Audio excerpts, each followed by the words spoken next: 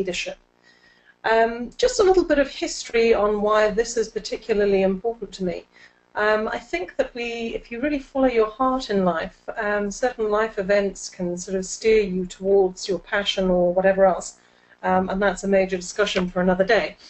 But the reason I got into it is that I found it very frustrating that we're brought up to revere those sort of older than us, our teachers, our parents, people in politics and all the rest of it. But I found that those people didn't have all the answers, and a lot of them were in positions of power without actually having the knowledge and the wisdom to support those underneath. And that has started me on a lifelong passion of leadership, understanding it, and since I think about 13 to 20 years ago into consciousness. So this is just a brief thing. If you want to know more about me, you can always find my details and testimonials and stuff on my website, which is www.brittanya.com. And just a little bit more information, because otherwise I kind of wonder, why on earth do you sort of have to listen to me, and why should what I know be of importance? So just to fill you in, I've been a coach and trainer for the last 6 years, but before that, as I've said to you, this has been a passion of mine for many, many years. I've got over 1,000 hours of coaching. I'm now PCC level with the International Coaching Federation, and I've been researching consciousness, personal development, leadership for the last 13 years. I've explained my qualifications. As I've said before, I've worked with various international companies, governments, individuals, etc. And I'm not going to go into the testimonials and stuff here. I've put one on the page a little bit later. Where are we? There, which you can read through if you want to. But if you want to see more of them, then please feel free to visit my website and contact me if you need to. Aside from the coaching and the training, I give talks. I've had a radio program. I write. I've actually written a book which should be published soon, all of which is to do with leadership and consciousness and awareness. Moving swiftly on. Okay, so now we're coming into actually what today is about. And influential leadership to me is something that is, it's more than just being a leader. When you influence others, they have to consent to being influenced. They allow you in, they allow you to affect their life. And for me, to be an aware leader, to be an influential leader, it all starts with consciousness. And a lot of people aren't really fully aware of what consciousness actually is, and that's where we're going to start today, starting with conscious awareness. To me, consciousness and awareness are very interchangeable. They're two words that pretty much mean the same thing. As human beings, we are all conscious. We are all aware that we are alive and of our lives and what we're doing. But the way that the human being is created, our brain is a very complex thing. And I'm not going to get into too much detail about it because we could spend hours just on this particular topic. So I'm going to just very much highlight it, and if you need to know any more, please feel free to read my blog or delve into it in your own time. So the way that I kind of have experienced it and that I understand is that when we're born, when we come into this world, when we start living in this world, we have an inbuilt survival mechanism.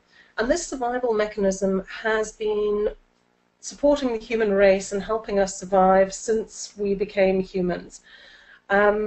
It helps us to realize what could endanger us. In the days of cavemen and things like that, it was saber-toothed tigers and woolly mammoths and whatever.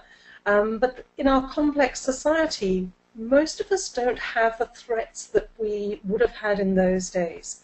But we still have the hardware built into us to respond to threats and things that can be perceived as life-threatening. Unfortunately, these things are now what somebody else thinks of us. Are we successful? And these types of thoughts and behaviors create in us the same responses that a saber-toothed tiger would have done in many years ago. And the reason this is all very important is that reality, and reality is what we experience as reality. So it's the world as you experience it, as you know it, is only made up of 5% of your waking consciousness. 95% of the reality you experience is created by your subconscious. And your subconscious is basically the hardware in the computer. You don't see it, but it's there working in the background all the time. And what this subconscious does is it remembers every single thing that you have ever done and experienced since the moment that you were actually aware that you were a human being. It has stored all of that, and not only has it stored it, but it has created programs to help you survive in the world that you have experienced. And this is why every single person is different, and why their fears, their hopes, and their dreams are all different. And it comes down to the experiences that they've had. Those experiences start at home. So with your family, with your religion, with the culture that you've grown up in, with the society that you find yourself in, all of those things create the human that you actually are. Now, if you were to be aware, fully aware of everything that runs you, it would take up a lot of space and time in your operating programs. So the subconscious runs it all for you. I'm trying to think of an example. The one that pops to mind is a child that is attacked by a dog. Now, if the child spends its whole life being fearful of dogs, and every time it goes out looking for dogs, it's not going to be able to function fully in society. So what happens is the unconscious mind, the subconscious, creates a program that runs in the background. And it links sensations, it links noises, it links taste and smell and everything else to the fear of potentially being attacked by a dog. So you can walk down a street quite normally and not even be thinking about that. But if you hear a dog bark, or if you see a dog, suddenly your response mechanisms come into play. Now, it's a wonderful system, and judging by the population in the world that we live in, it works amazingly. But the problem is that all of this happens unconsciously in your subconscious, and you aren't aware of the programs that have been run or have been put into your system, which means that they don't always benefit you. So, for instance, if you were attacked by a tall man with a beard when you were young, you might fear all tall men with beards. Now, this could be very limiting if you go and work in an office and your boss happens to be tall and have a beard. You might find that you get fearful and those same fear mechanisms start responding, even though there is no threat. Anyway, so we're going to carry on a little bit more, because as I said, I could get stuck in this for a long time. Now, why is conscious awareness important to leadership? Well, very simply, leadership as it was constructed and the things that have been happening in leadership haven't been working. And here are some statistics to support where I'm going with all of this. So 58% of new executives hired within 18 months, they don't feel like they're doing particularly well anymore. And you can read through all these things. I'm not going to read them out to you. I'm assuming that everybody on this can read perfectly well. But the reason I'm giving you these statistics is to show that leadership as it is at the moment is it's just not doing what we thought it should do. It's not as successful. People are struggling. The world that we live in is becoming more and more complex. And there are higher demands, much higher demands for productivity, for targets, for constant change. The world, the technology, we have to operate on a much higher level than we ever had to in the past. And to do that, as humans, we need to evolve. And the next type of evolvement comes into how we actually operate. And this is where consciousness comes. Because the more aware we are, the higher our level of operation, the more we are able to operate in the world. And I'm going to go into some of those things later on as we go along in this. I hope you've had a chance to look through everything on here. If not, I can always pass it on to you later on at the end. Now, levels of consciousness, and as I understand it, these levels are to do with vibration. So each and every one of us, when you look through a microscope, all we actually are is particles of energy. In fact, everything in our world is just energy, even though we don't experience it as such. And these or these different energies, the only thing that makes them different, like a rock compared to a dove, is the level that they vibrate at. And as you can see on this particular slide we've got here, it's a map of consciousness. And it's, I can't remember the guy's name now, he wrote a book called Power versus Force. And he has spent many, many years involved in categorizing and testing many different things in the world to see what level of consciousness they are operating at. So if you have a look at this particular chart here, you'll see that the level goes from 1000, which has been accepted as the level of enlightenment, all the way down to 20. If you look along the top, you've got God view, life view, level, log, emotion, process, and the numbers I'm looking at are the log numbers here. So right down at the bottom, we've got level 20, and somebody operating at this level will be experiencing the feelings of being miserable, shame, humiliation. The process they'll be going through is elimination. So somebody operating on this level of consciousness would be likely to be thinking about suicide. I mean, I'm just giving this information to you because I find it fascinating personally. As we move up the different levels, we get to the level, where are we? Around 200, and I think it's between 200 and 250, and I'm going to show you a few more sort of details that link specifically into leadership just now.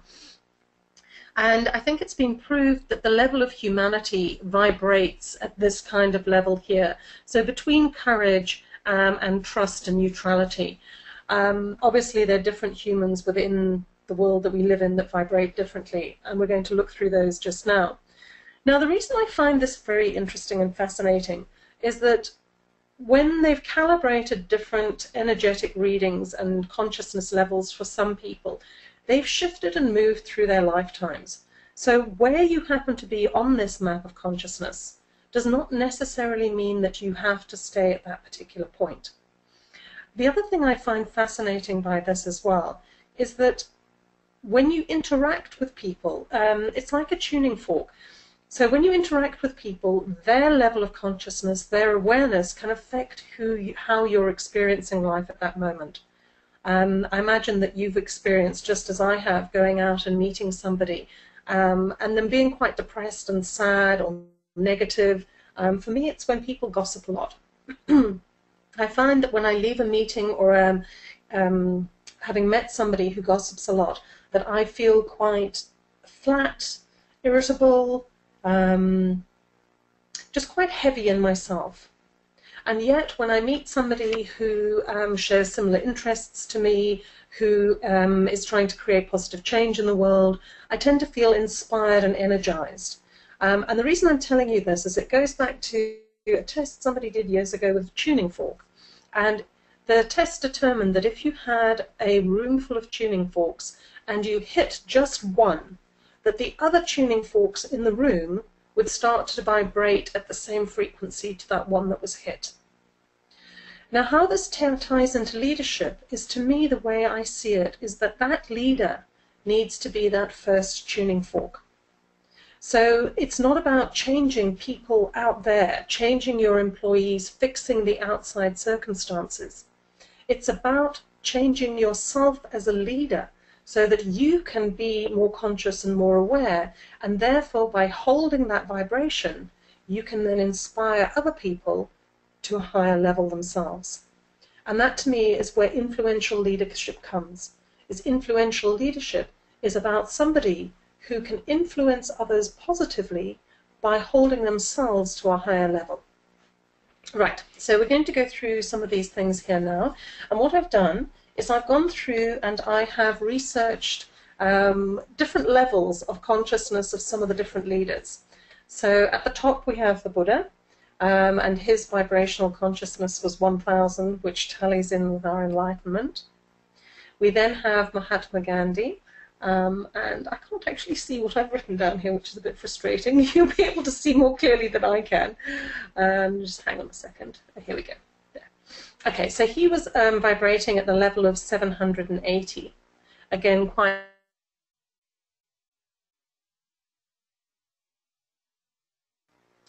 Abraham Lincoln, he vibrated at 565, so slightly higher, slightly lower than the previous two, so between joy and bliss.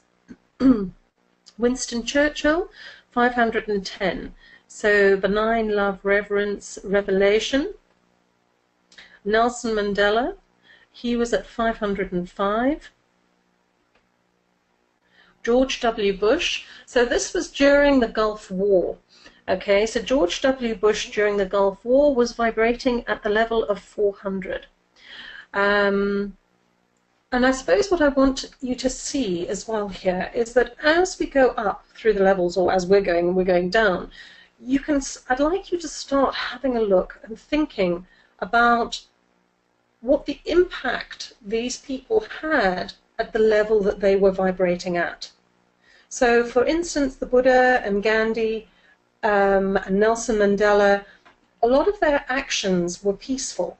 They didn't create wars, they didn't antagonize other people. And a lot of the people that they worked with, even if they found those people frustrating, still had reverence and admiration for them. But now that we're going a little bit lower and we're going down to George W. Bush, we can see that the actions that he took, vibrating at the level that he was at, had more negative consequences. So people that generally work in the fire departments and the policemen and things, they tend to vibrate at the level of 300. So it's hopeful, willingness, optimism. Mankind as a whole, and this goes for everybody on the world as an average, is vibrating at around about 204. And this has shifted a lot. Years ago, I can't remember exactly where we were, but we vibrated at a much lower level. So humanity as a whole is seen to becoming more and more conscious. All dictators fall below 200. So the level of 200 is affirmation, empowerment, and courage.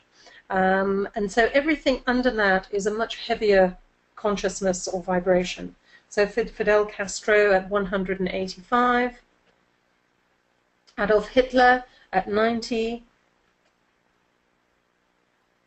Okay, so I've gone forward a little bit too much. Let me just go back a little bit. Okay, so you can see within these people that their consciousness had an incredible impact in the world that we live in, some positive and some negative. And the reason I'm sharing this with you is because I feel that as a leader, the impact that you have on lives is so much greater than somebody who isn't in a leadership position. But having said that, I believe truly that we are all leaders in some way or other, that no man is an island, as they say, and that we all influence others positively or negatively. It's really our choice whether or not we actually want to do that. So anyway, if you're anything like me, you want to know how to move up this level and how to become more conscious and more aware and vibrate at a higher level. And this was where I got ahead of myself. So to move up the different levels, to become more conscious, to vibrate at a higher level, it is to develop the sense of love within yourself, to be more compassionate and to be more loving. And what I find amazing, the more that I do these things, are these teachings cut across all religions. You can have Buddhism, Christianity, Muslim, Hindu. The teachings in their essence, it's about compassion and love. And again, for me, this is reflected through consciousness as well and awareness. To become more aware, to become more conscious, is to be more loving. And we're going to go into something a little bit more detail later on about the difference between force and power. And I'm going to explain to you there the actual impact of love. Because quite often when I stand and I speak to executives and stuff and I imagine and I mention the L word, you can generally see that the audience becomes quite uneasy and I suppose a little awkward. But when I go into power and love and force and power, they generally understand where I'm coming from. So hopefully you can stay with me until we get there so that I can share that with you too. Okay, so now what I want to go on to, because we're here talking about leadership, and the whole point of awareness and consciousness is to be more aware of yourself, to understand what level you are at. Because when you know where you are, you know what you have to do to then start moving up and to become the person that I would hope that you really want to be. I haven't yet met somebody who doesn't want to improve and grow and learn. So they're different. The levels that I'm using here are John Maxwell's levels. He identified 5 different levels of leadership. Now, there are many different calibrations and ways to do that. I was looking at something recently by Conscious Capitalism, and they have a whole other way of doing it. But generally, the basics are the same. And the reason I'm using John Maxwell's is because it's very, very simple, and it's understandable by all people. So level 1, which is the lowest level, so this would be on the scale of consciousness, this would be your dictators and people like that. And if you find that you are at this level, don't beat yourself up and get cross and upset with yourself. Because in life, we all have to start somewhere. And as long as your intentions are good and you want to grow, you can go and go anywhere and be anything. I find that most people end up stuck because they don't know how. And I'm hoping that through this webinar and what I'm sharing with you, you will understand and be able to know more how than you would have done beforehand. So level 1, I am the boss. So the people at this level are basically the boss, the leader, because their title says they are.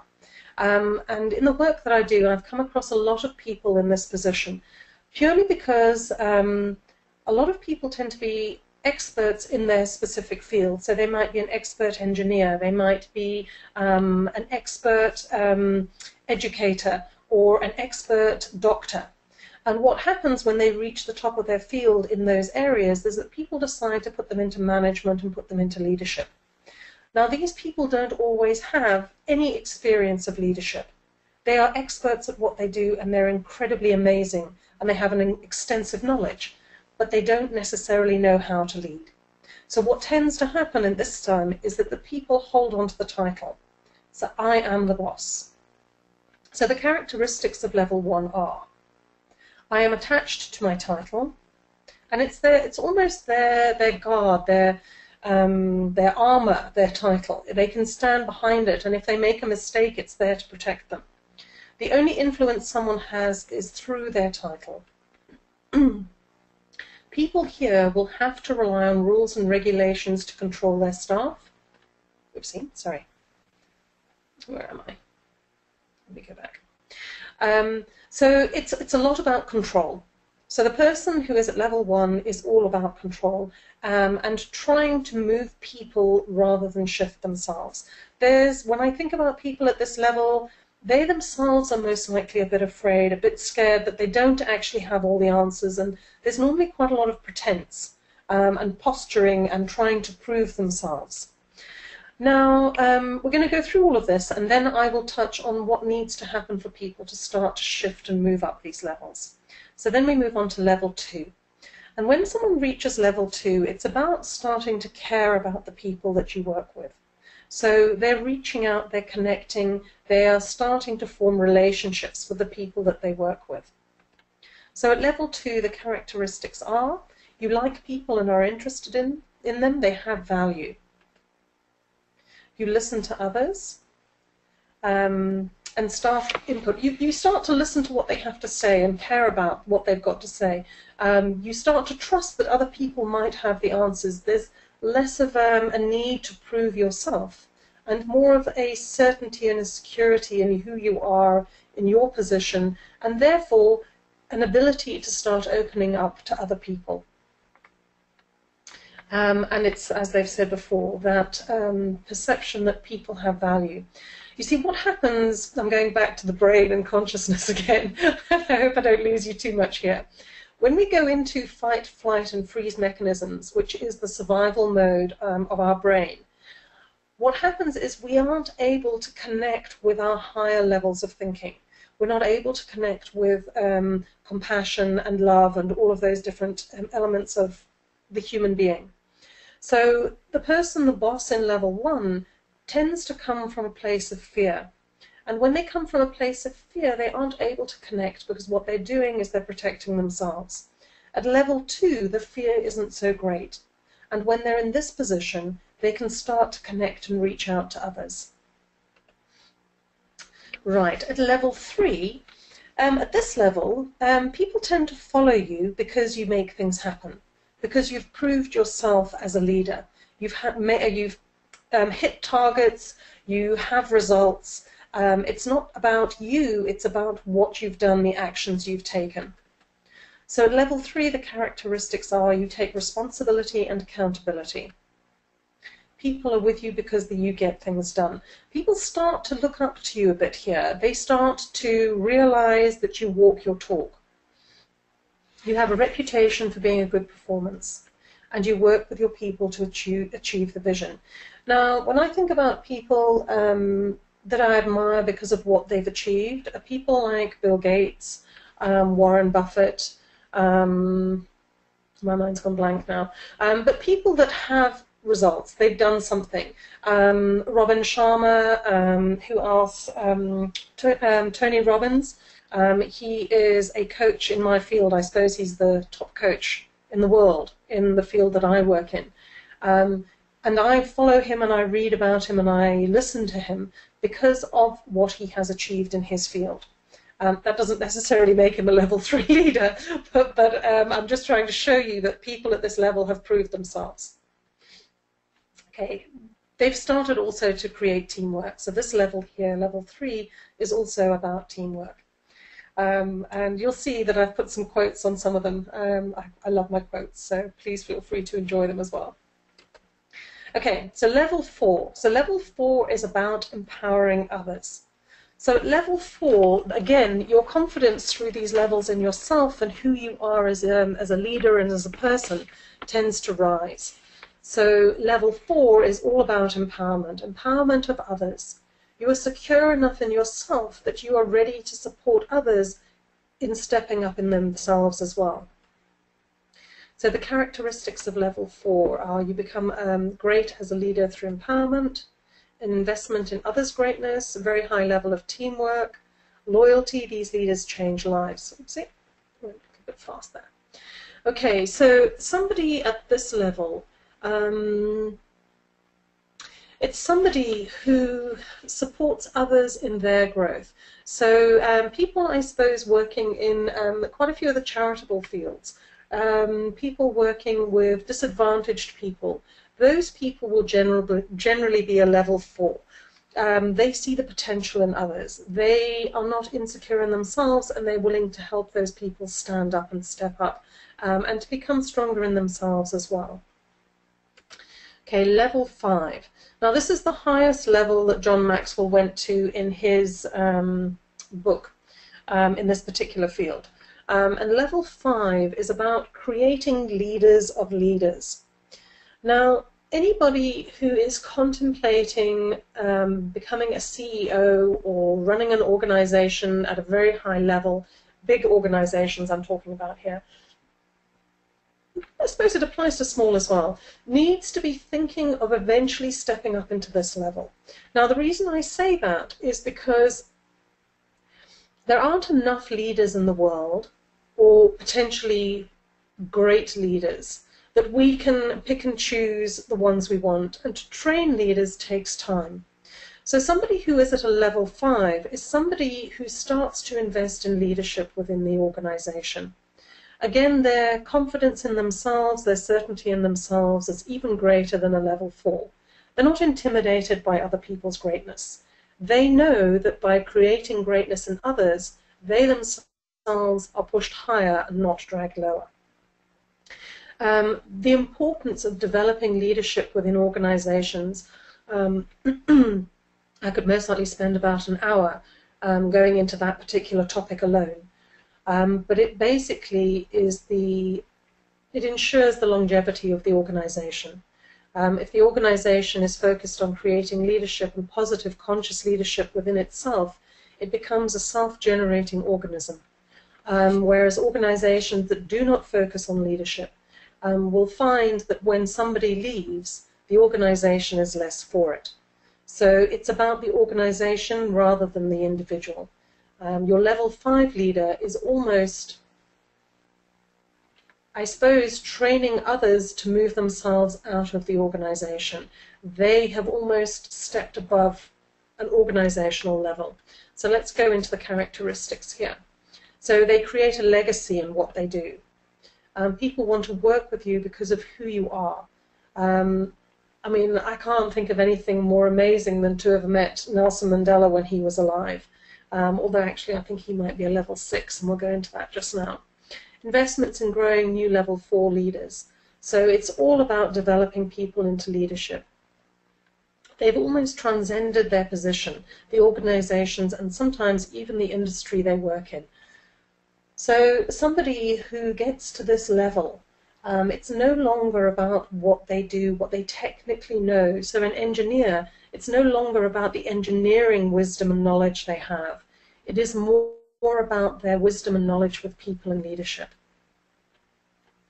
Okay, so level 5 leaders, and this to me is where, when we start creating more level 5 leaders in the world, for me, I think this will have a massive impact in the world that we live in. I truly believe that for the world we live in to change, for it to become more positive, we need to develop better leaders. So I have created this level, level 6, and to me this is ultimate leadership. To me this is inspired, it's influential, always in a positive way. It surpasses the self. It's not about a person, it is about a bigger cause. Not just even a cause, but a bigger picture, a bigger view. And we have a picture of Nelson Mandela here, for obvious reasons. To me, he's one of the truly amazing leaders in recent history. So characteristics of a level 6 are, they have a goal bigger than themselves.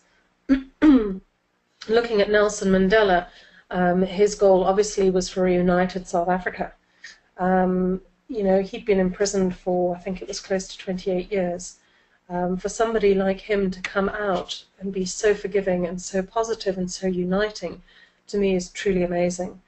Your character is defined by your goal and is immovable. Nelson Mandela wasn't swayed by other people. He wasn't dragged or drained or pushed. He was one with what he perceived and what his vision was. You're willing to give up your freedom for others and improvement in the world. Nelson Mandela went to prison. In fact, most of the leaders that I know that have been at this level, and it's not to say that you have to go through this to get to this level, have faced imprisonment of some kind. Gandhi, most of your religious and spiritual people have been imprisoned in some way or other. They generally have faced some tough time in their life. People who are willing to invest huge amounts in you, and personal money is no longer a driving force.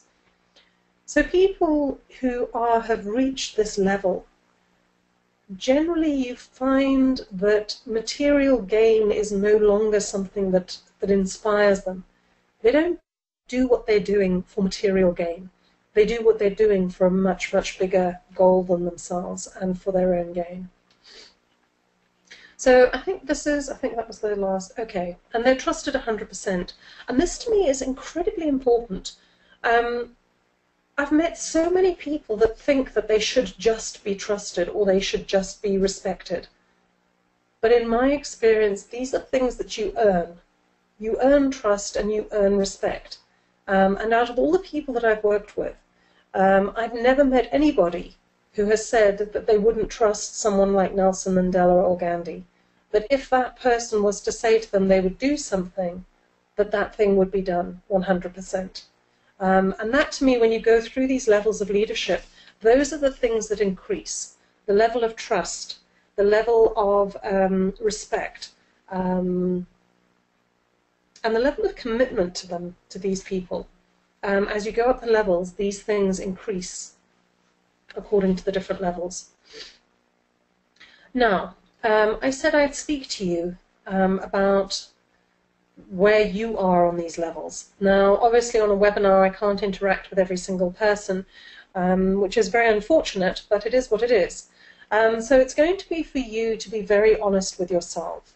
And when you look through these different levels, be very aware that your ego doesn't like to be honest with itself. It always likes to think that you're better than you are. Now, the way to sort of understand this, or the way to be honest with yourself, is to feel how you feel when you choose a certain level. Do you feel like you would have to pretend something to somebody? Because if you feel like you would have to pretend something, it means that you're not at that level. And quite often when somebody's moving up, they can have characteristics of the level above themselves as well as the level below. But once you have moved up to a level, you will have gone through all of the levels below. So somebody who is at a level 4 will know what it is to be at a level 1. They will understand it and they will get it. So unless you are willing to admit that you have been in a position of I am the boss, you won't be at level 2, 3, or 4. And that's just really for you to decide and to figure out where you are. And from that, I'm assuming that most people are here because they are interested in growth and learning and all of these wonderful things. So in my mind, what I would be asking if I was you is, how do I move up? How do I elevate my conscious awareness? And how do I move up these different levels? Well, for me, it's about really looking at what the levels above you are. What does it mean to be those kind of people? And we're going to go down later into setting goals and achieving goals. And take this information and put it into these goal-setting processes. And you will find the answer for yourself. Again, hopefully we're going to have a question and answer session later on. So if I've been a bit vague and I haven't answered your questions as we finish, please feel free just to note it down and I will touch on it and help you as much as I can in that regard. So this is all about levels of leadership, and now we're going to move on to the next thing. Oh, sorry, final one, people believe in you. Okay, so what I'm doing now is, now that we're clear about what conscious awareness is in leadership, we've spoken about how it affects leadership, how it affects leaders, their ability to achieve, and what kind of leaders they are. I want to get down to some of the tools as I see them in leadership. And this is a very powerful thing, the difference between doing and being. Now, doing for me is hard work, and it's what we're encouraged to do most of the time.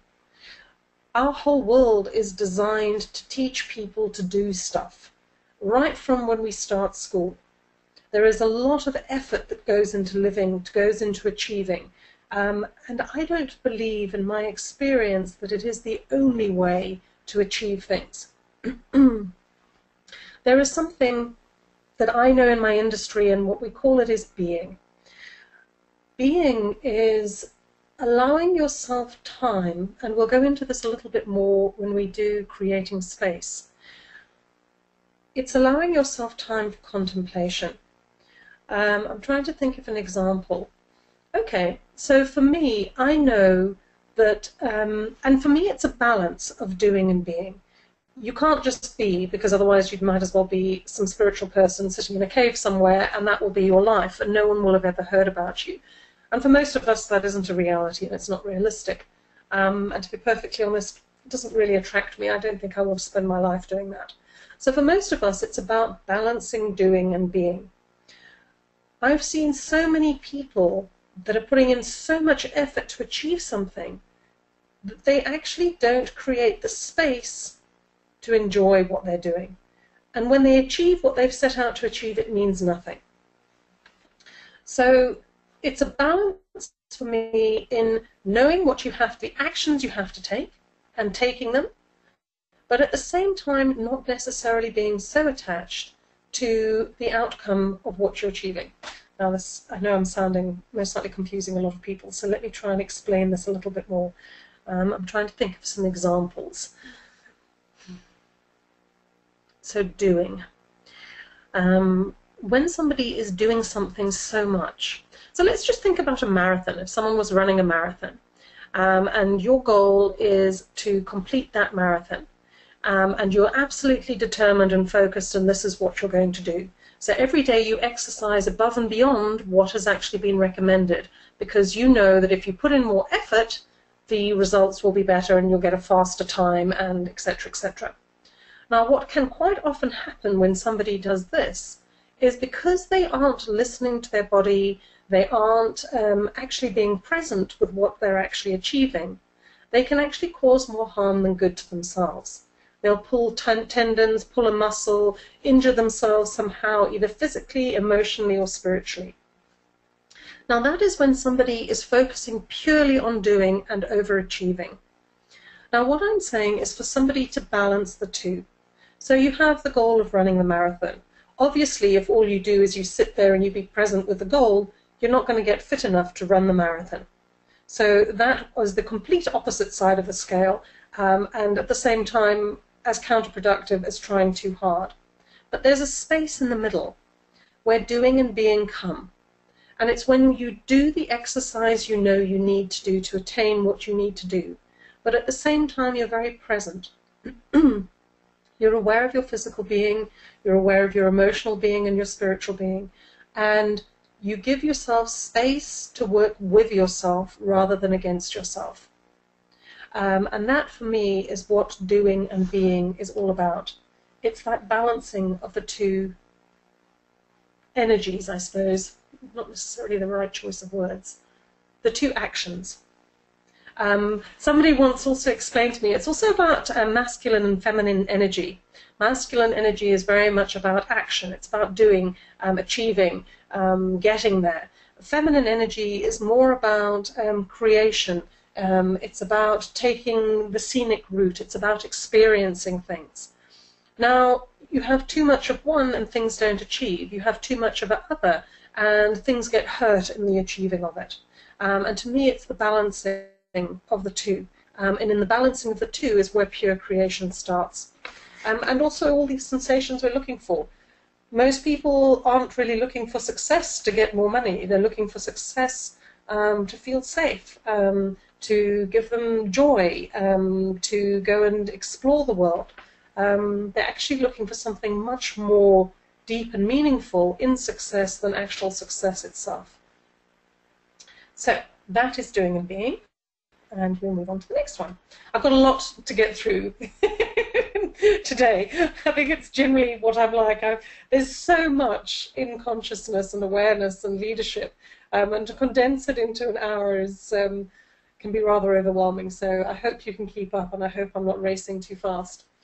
So now we've talked about doing and being, I'm going to speak to you a bit about creation. Now, we are constantly creating things in this world, okay? From amazing things like transportation, ships, aeroplanes, all those kind of things, to simple things like pots and cups, all the way to actually creating life. Now, the process of creating these things, through all of them, in its fundamental, most basic state, is exactly the same. And it is this: thought, emotion, and action. Every single thought, every single thing in this world that we live in first started with a thought. And I'm going to let you have a bit of a think about that. Look around the room that you're sitting in. Observe every single thing that is in that room. Everything started with a thought. Then there was an emotion, a desire, curiosity, hunger even. I mean, we create food because we think that we want to eat. We feel hungry and we take action on it. And action is the physical manifestation in this living world, this physical universe we live in, that takes that thought and an emotion and it creates an outcome. Now, the reason that this is so incredibly important, I'm sure most people will now have heard of emotional intelligence. The awareness of emotion and thought, for me, is really where the whole realms of consciousness and awareness has the most to learn and gain from. Because most of the time we are having thoughts that are being created by our unconscious mind, those programs, those beliefs I spoke about in the beginning. They create an emotion that we aren't even in control of, which then creates an action. Aside from leadership, I've done a lot of work with people in relationships and, you know, difficult situations in their relationships. And the thought and the emotion that drive the actions in those relationships comes from programs that were written when they were children. And as soon as they can see where the thought and the emotion comes from, they can choose the actions they take. And those things can change from creating a negative outcome into creating a positive outcome. And for anyone that is looking to be an influential leader, the actions you take need to be of absolute paramount importance to you. And so that you can be in charge of your actions, you need to start becoming aware of your emotions and aware of your thoughts. Because as I said, they create everything. And your thoughts, the way I see it, and I hope I'm not deviating too greatly or confusing anybody here, is that your thoughts and emotions are the way that your unconscious, your subconscious mind communicates with your physical being. So for it to run its programs, to run the belief systems, to operate your ego, all of that first starts with a thought. And it's the way that those programs and those belief systems start to run you as a human being. And then obviously you have an emotion, a sensation, which then causes an action. Now, if anybody, for me, if I look at one of my greatest fears, I think my greatest fear is a fear of falling. And if I was standing on the edge of a cliff, for me to be in charge of my emotions and my thoughts is a huge, massive undertaking. I'm just trying to think of something a little bit less severe. Okay, most people don't like injections. Most of us know that to have an injection is generally good for us. But the fear of having that injection and the emotion that accompanies that can mean that it's very difficult for us to take the action that we necessarily know we need to take. I'm trying to think of another thing about thought, emotion, action. Okay, a lot of my clients, the way that they understand this the most is when we talk about exercising. Because most people like to feel physically fit, but not many people are that good at taking action. So most of my clients understand when you wake up in the morning and you've committed to getting up and going and exercising, that you start to think that, you know what, it doesn't really matter. And you know, if I leave it for tomorrow, then it's not the end of the world. So those thoughts start to play up. You then have the emotion of resistance, of feeling tired and not like you really want to do it. And then from that generally comes the action of putting something off, of not doing it. And that is how powerful those thoughts and emotions can be, and how powerful your belief systems and your unconscious, your subconscious mind is at running your life. Okay, right, we can move on now. Okay, so that's how we create everything in our world. Okay, oh, I love this particular quote. If your actions inspire others to dream more, learn more, do more, and become more, then you are a leader. So anyone on this listening to this webinar who doubts that they are a leader, I have no doubts, because we all influence others. Right, so now we're getting down to the nitty-gritty. So this is all about creating influence. So this is about what this webinar is all about. You're all here because you want to learn how to influence other people. Now, hang on, let me just go back, sorry. For me, the world we live in is very outward focused. I know that from having my own children, from running my own business. Years ago, if I was met with a challenge in my life, I would start to try and understand what I needed to do to change what's out there. How can I get that person to behave better? How can I get that person to do what I want? What needs to happen so that they can change? But what I've realized, the more that I've understood consciousness and the more that I've delved into it and researched it, is that there's something that Mahatma Gandhi said, and that's be the change you want to see in the world. And this to me is almost like my mantra. It's something that I realize on a very deep level, is that change is not about changing the world out there. If you want to create influence, it's about changing what's inside of yourself. It's about changing you. which can be incredibly daunting, because changing yourself means that there's something wrong with you, but it doesn't actually mean that. But that's generally how we interpret it. And changing somebody else means that we can put the blame on them. The problem with that way of thinking is that it's a victim way of thinking. As soon as you blame somebody else for anything, it means that you are a victim and you are powerless. So to change that, it's to take responsibility. And you'll find in life that the more responsible you are for yourself and your experiences, the greater influence you will have. Now, again, this is a bit strange doing this on a webinar. Normally I have a live audience that I'm busy interacting and working with. I'm not sure if we're able to do this, but I was going to ask you if you could possibly just respond and share with me or share with the operator of the webinar, who do you think, when you think of influential leaders, what names come to your mind? I'm just having a look here. Okay, we're asking for questions. I think I'm most certainly going to have to operate without that, purely because I don't really know how to interact with you and find out what you're thinking. I'm trying to have a look on here and see, but I can't see any questions. Okay, so I'm going to have to go blind on this. Hello, can you hear me, Britt? Sorry. Yes. Actually, I wanted to tell you, if they wanted to post in their question or any queries or any comments, I'll be the one who can read them. So if they do put in their comments, I'll definitely, convey it to you.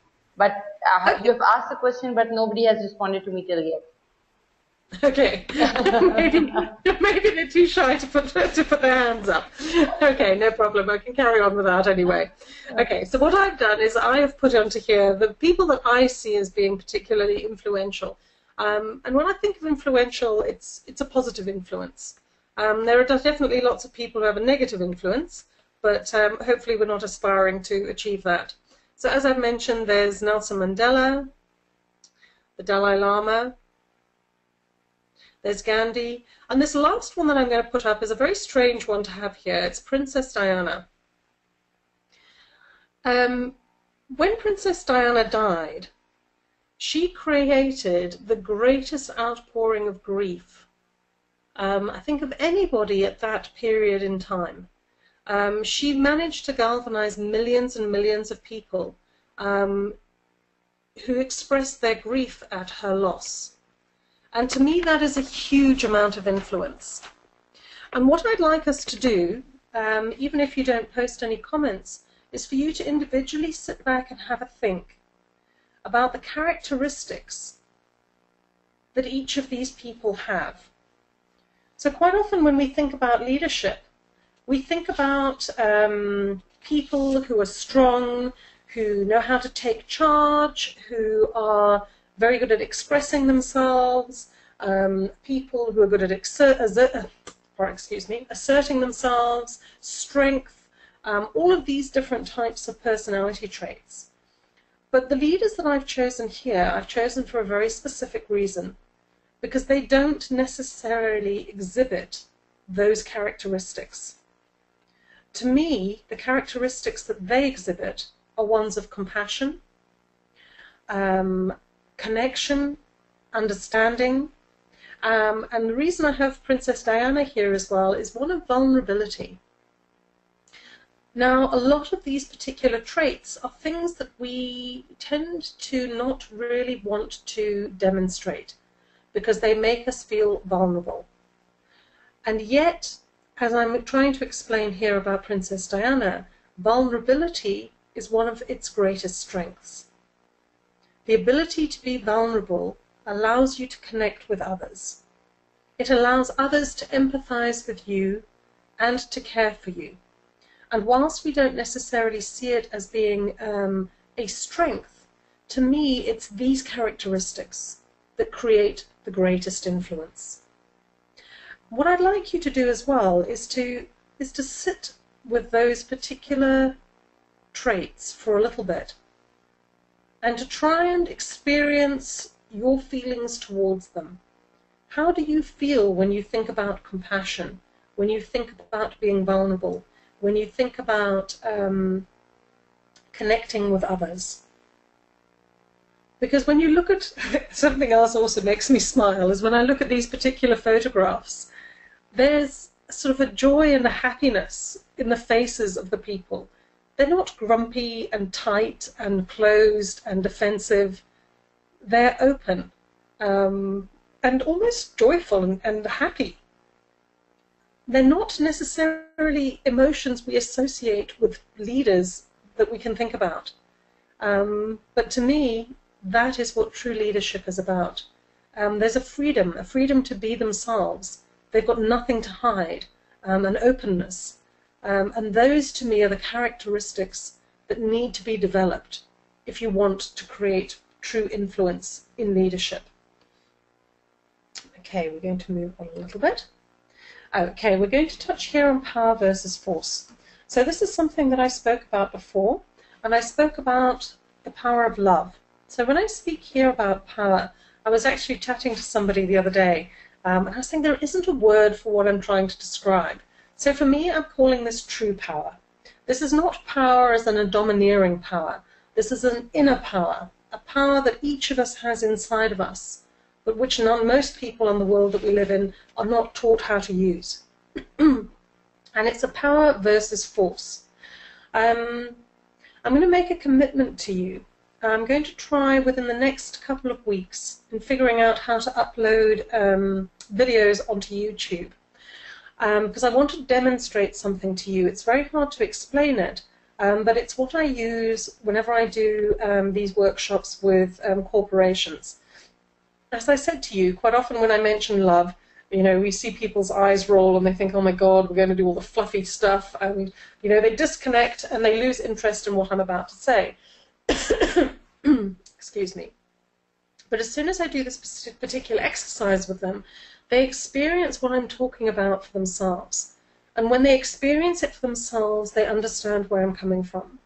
And that quite simply is that the power of love, the power of inspiration, the power of influence is so much more strong than force. If you can maybe do this with a partner or a friend, I'll give you talk you through it step by step, but it's to actually physically experience it. So one of the things you can do, there's two ways of doing this. If you have the person in front of you shut their eyes and stand behind them, and then just take your hands and push them. Obviously don't push them too hard, we don't want to have any physical damages or death or anything like that, but just give them a small shove.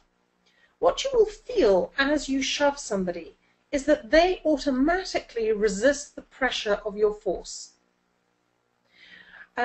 What I'm trying to explain by this is that whenever anything is forced, there is always an exact and opposite reaction, a resistance to force. So it goes back to the being and doing. Force is doing. It's pushing something physically. It's making something happen. Power is your being and your allowing. The other example that I can do, but as I said, I'm going to try and upload a video for you to really, truly experience this, is to stand opposite somebody, have the person you're doing this with put their hands together parallel in front of themselves, and then you stand close enough to put your hands not touching, but on the outside of their hands. Okay, I will try and upload this so you can see it, so it makes more sense. The instruction to the person with their hands on the middle is that you're going to do something to them twice. You're going to count to 3, and you're going to push their hands together. All that person has to do in the middle is resist as hard as they possibly can, and to resist just as hard both times. Now, the person, I'm assuming it's going to be you who stands on the outside, has to do something different in both. The first time that you push the hands together, you have to imagine that you're forcing them, really pushing them as hard as you can. The second time that you do it, what I want you to do, and don't tell the person you're doing this with what you're doing, because otherwise you can't objectively experience what I'm trying to get you to experience. So what you're going to do the second time is remember some time in your life when you felt either inspired, when you felt deeply in love. For me, the things that come to mind are when I had my children. Also, when I've been out in nature. I remember standing on the end of a pier once and just feeling so completely present and connected. And in that time, a whole school of dolphins swam past. It was a really amazing and magical moment for me. So what I want you to do is to step into that moment for yourselves. Really imagine the sounds, the smells, the tastes, the emotions you were feeling. And whilst you're in that moment, I want you to push the person's hands together. But this time, I don't want you to force, I want you to push them together, whilst you maintain that feeling and emotion. And what you should experience is that when you do it the second time and you come from a place of presence, you do not need force to push somebody's hands together. Because what I've experienced is when you are in that space, people cannot resist you. So there is no resistance. So most of us are going about life in completely the wrong way, trying to make things, control things, force things. And it causes us a lot of distress doing that. It causes the people we interact with a lot of stress. However, there is another way of doing it, and that is through power. And if we as humans can keep stepping into that space, we will find that we struggle and stress with life a lot less. So here we've got two pictures. One is of force, and you can see by using force that things break and shatter. But when you use power, it creates beauty and it creates harmony. I'm moving quite quickly ahead purely because we've got a lot to get through, and I think we're nearly up with our time. Okay, so how to create results. Now, as a leader, one of your main purposes is to create results. And I know I've spoken about love and about being present and about consciousness, and I am by no means saying that creating results is not as important as it is for any leader that we talk about. Now, the way that this is actually what my book that I've written is all about. It's actually about overcoming challenges and getting results. And it's a three-point process. So first of all, actually, let's go back. It's knowing the outcome you want, your vision. Now, remember I spoke to you about the different levels of leadership? Now, if you want to move from one level of leadership up into another level, this is what we're going to be doing. This is how you create those results. So these can be results in your personal life, these can be results in your business life, they can be results anywhere. The first thing is you need to know where you want to go. That is the most important thing. If you don't know where you want to go, you will never end up there. You'll just go round and round in circles. And it's the thing I find so frustrating is so many organizations I've worked with, they have a vision, but the vision is not inspiring. They have a vision because they think they need to have a vision. And there's really no connection to this vision. Your vision needs to inspire you. It needs to be something you really, really want to achieve. The second step in creating results is to brainstorm possible steps. Now, this is also incredibly important. Quite often when we brainstorm, we just write down a few bullet points and we think we're done. That's not going to get you the answers you want. Because the way that our brains work, it'll come up with what it thinks it knows first. So it'll come up with all of the middle storage compartment of your memory. But that's not going to come up with the ideas and the inspiration to do things differently and to transcend where you currently are. To get to that, you need to ensure that you keep brainstorming past the level of comfort that you normally have. And it's only then that you will find that the answers you get will be ones that you really look at and think, my goodness, how did I come up with that? Now, the third step is once you have brainstormed your possible steps and identified the ones that you know you need to take, it's to take those steps with unattached action. Now, this comes back to our doing and being. So it's doing what you know you need to do, but being unattached to where that's going to take you. So, for instance, I think I wrote up in the beginning that I've just recently moved to the UK. Now, I knew I wanted to move to Bath. I knew that I wanted to have somewhere beautiful, somewhere fairly central, and I knew the steps that I needed to take to get that. I knew I needed to go and see estate agents. I knew I needed to do certain research. I needed to take certain actions. But I didn't know exactly what was going to happen. And the amazing thing was that I came to Bath and I spent one day here looking at property. I found the perfect flat, and I'm now living here. And the reason I'm saying this is that quite often when you take unattached action, so it's just taking it because you know you need to take it, the answers, the possibilities that come are so much more vast than if you take it and you think, okay, well, it has to be exactly like this, and it has to be in this location, and it has to be, and you try and control all the variables. As soon as you bring control into it, you limit your possibilities, and it almost collapses the opportunities that you have in life.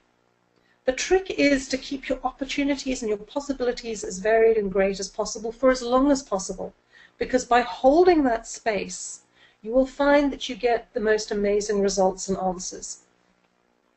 It takes quite a lot of playing around with, and there's a whole, I mean, as I said, I've written a book on this, so we could spend hours on this particular topic alone. But if you use these 3 particular steps, you will find that you will get somewhere quite amazing. Now, we're nearly coming to the end, because I know we need to save some time for questions. This particular thing is about creating space for inspired thought. Now, I have done some contemplating, and also just through working with my clients and stuff, I've realized that not all thought, we seem to have 3 different types of thought. We have thoughts that are generated from our unconscious mind, so the thoughts, the resistant thoughts, the chatter, the nonsense that goes on in your head. We have inspired thought, and we have, I've forgotten what my 3 levels of thought are. Oh, that's it, choice. So your level 1 is just the unconscious nonsense and chatter that just keeps on getting regurgitated round and round in your head. If any of you have ever been in a relationship or have ever faced a particularly hard challenge in your life, you'll realize that sometimes your mind can just go round and round and churn on something over and over again. That is your unconscious thought. Okay? The second type of thought is your conscious thought, so choosing to do something, being aware of the thoughts that you're thinking, choosing to do something outside of what you're comfortable with. So for instance, with the exercise example, choosing to go and exercise even though you don't feel like exercising, that's conscious thought. And the third type is inspired thought. Inspired thought comes from brainstorming and pushing yourself beyond where you are. For me, inspired thought also comes from going for a run and taking a particular challenge with me. And instead of holding on to it and trying to force an answer out of myself, it's almost by holding it outside of my head that an answer tends to come into me. I'm not sure if you saw earlier that I had the definition for power. And my definition for power is a human's ability to hold space for their being. What I mean by that is for a human to be able to be who they want to be in any situation, the more that they are able to be that person, the more powerful they truly are. Now, I don't know where that particular definition came from. I feel like it dropped into my head one day. I know it's not something that I had the capabilities of coming up with for myself. That, to me, is something that is an inspired thought. And if you want to be an influential leader, you will not be able to solve the challenges of today and of the past with your current thinking. You will have to make time in your life and space for inspired thought, because you will have to have new thoughts, new creative methods to solve the problems that we've developed in the past. Einstein knew that. And most leaders I know fill their lives so full that they don't have the time for inspired thought. So if you're planning to be an inspirational leader, you need to ensure that you make time for yourself. You make quiet time, time for inspiration. And now we come to the end. I hope that I've covered everything in as concise a manner as possible. These are some books here for further reading if you want to just follow up on some of the things that I've spoken about. There's also so much more. If you just Google conscious leadership, about 5-10 years ago there was virtually nothing on the internet. nowadays it's quite exciting. There's a lot of people in this field doing wonderful things. Something I haven't put on here is something called ULab. It's run by MIT in America, and it really takes you through the different levels of problem solving through conscious work. I hope that what I've shared with you today has been informative and has been, I suppose, added value to you and your learning. If there are any more questions, now I have time to answer any questions that anybody has on what I've been speaking about. Well, thank you very much, Ms. Britt, for a very interesting presentation. Folks, we are open for the question and answers. You can either put your question in the chat box or you can raise the hand icon available on your webinar console. So, okay, and just to sort of keep the conversation going until those questions come in, while you were listening, were there any questions you can think of that might add clarity to what I shared with everyone today? I was also listening. I'll be asking in the middle of this. You know, I'll be posting it because I have a few questions piled up from the attendees, and I'll be asking in the middle. I'll be asking my question in some way in between all these. So let me go first to the first question, and that is from Mr. Ismail. And the question is, how do you help a new employee understand the culture of your organization? Okay, so the easiest way is, one, to be very clear with them, to communicate with them and to set the context. So it's to share with them what the culture of the company is, so that they understand it. The second thing is to be that culture. I don't know if Mr. Smile has children, but anyone who has children will realize that you can tell your children something till you're blue in the face, but if you don't do what you talk about, they won't get it. They follow what you do more than what you say. So those two things need to be in alignment. If you want somebody to understand your culture, it's not just a verbal, you're not just paying lip service to it. You have to embody the culture as well, and then they will truly understand it. Thank you, Ms. Britt. We have another one, and the question is, what is one mistake you witness leaders making more frequently than others? I think one of the biggest mistakes is thinking that they need to change others. So a lot of CEOs and managers will bring me in to fix their staff. What they don't realize is that they actually need to be the ones to change, because when they change, everything changes. The person at the top of an organization or the person in charge of a team has a lot more influence than they really realize. And they can change anything by changing themselves. It's to be humble, I think, to grow, to constantly want to grow themselves. Great. So my question here comes is that, what is the most powerful and the most influential way to lead?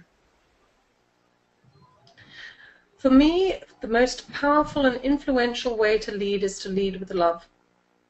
Because when you can lead with love and compassion, it's about connecting and understanding people. You don't always have to agree with them.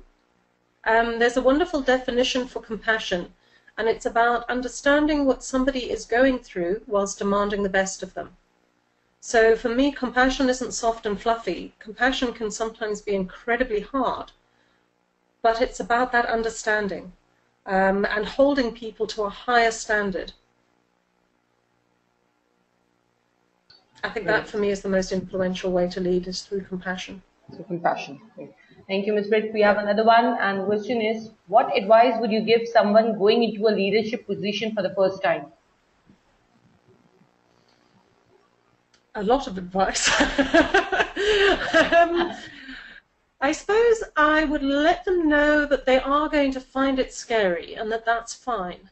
But I would hope to be able to give them space to touch base with somebody who's more experienced, somebody that they can be very open with and that they feel safe with.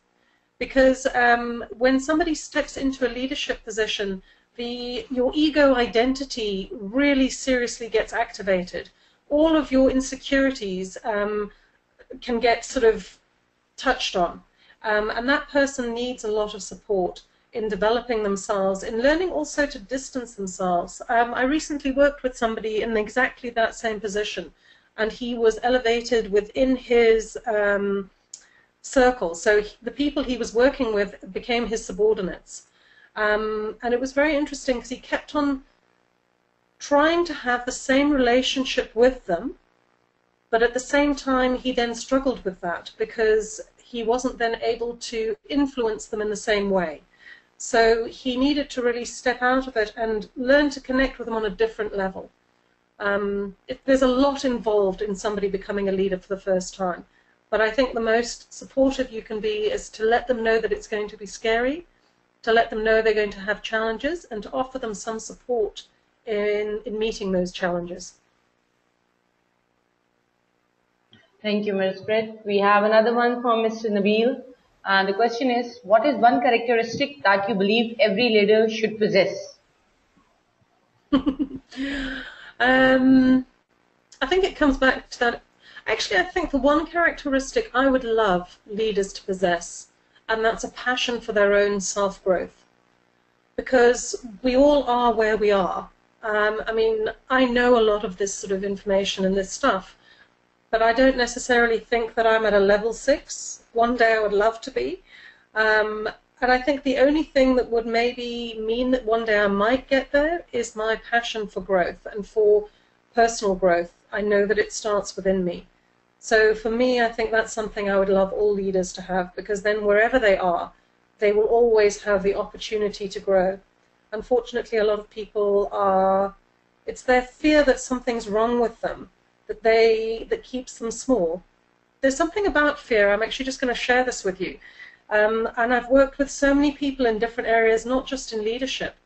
The things that we fear the most, we create. And that goes for leaders as for everything else. If we can be honest with ourselves and look at our fears, we can choose a different outcome. And I suppose that's where self-growth comes from. If somebody's willing to grow and acknowledge stuff inside of themselves, I think anything's possible.